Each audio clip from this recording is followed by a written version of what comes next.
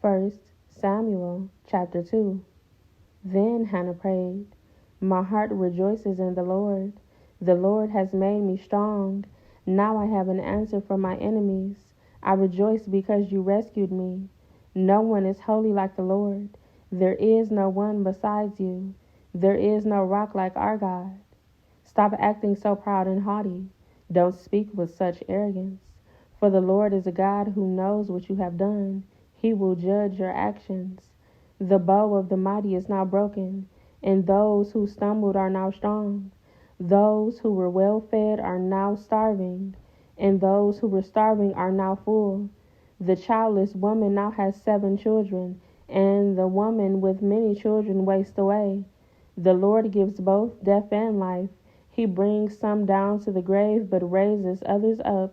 The Lord makes some poor and others rich. He brings some down and lifts others up. He lifts the poor from the dust and the needy from the garbage dump. He sets them among princes, places them in seats of honor. For all the earth is the Lord's, and he has set the world in order. He will protect his faithful ones, but the wicked will disappear in darkness. No one will succeed by strength alone. Those who fight against the Lord will be shattered. He thunders against them from heaven. The Lord judges throughout the earth. He gives power to his king. He increases the strength of his anointed one. Then Elkanah returned home to Ramah without Samuel, and the boy served the Lord by assisting Eli the priest. Now the sons of Eli were scoundrels who had no respect for the Lord, or for their duties as priests. Whenever anyone offered a sacrifice, Eli's sons would send over a servant with a 3-pronged fork. While the meat of the sacrificed animal was still boiling, the servant would stick the fork into the pot and demand that whatever it brought up be given to Eli's sons. All the Israelites who came to worship at Shiloh were treated this way. Sometimes the servants would come even before the animal's fat had been burned on the altar. He would demand raw meat before it had been boiled so that it could be used for roasting. The man offering the sacrifice might reply, "Take as much as you want, but the fat must be burned first." Then the servant would demand, "No, give it to me now, or I'll take it by force." So the sin of these young men was very serious in the Lord's sight, for they treated the Lord's offerings with contempt. But Samuel, though he was only a boy, served the Lord. He wore a linen garment like that of a priest. Each year his mother made a small coat for him and brought it to him when she came with her husband for the sacrifice. Before they returned home, Eli would bless Elkanah and his wife and say, "May the Lord give you other children to take the place of this one she gave to the Lord." And the Lord blessed Hannah, and she conceived and gave birth to 3 sons and 2 daughters. Meanwhile, Samuel grew up in the presence of the Lord.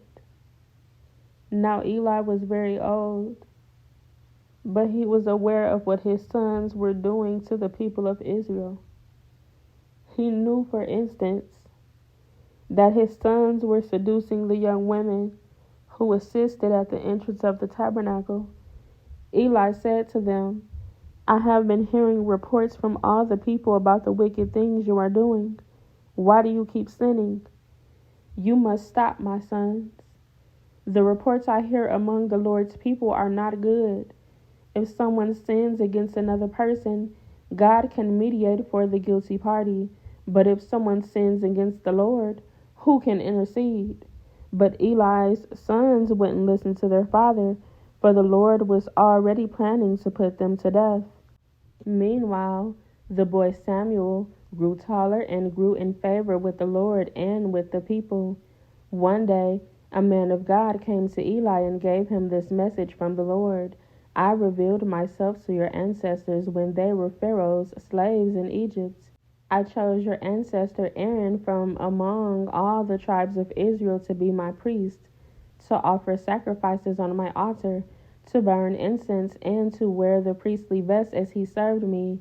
And I assigned the sacrificial offerings to you priests. So why do you scorn my sacrifices and offerings? Why do you give your sons more honor than you give me? For you and they have become fat from the best offerings of my people Israel. Therefore, the Lord, the God of Israel, says, I promised that your branch of the tribe of Levi would always be my priest. But I will honor those who honor me, and I will despise those who think lightly of me. The time is coming when I will put an end to your family, so it will no longer serve as my priest. All the members of your family will die before their time. None will reach old age.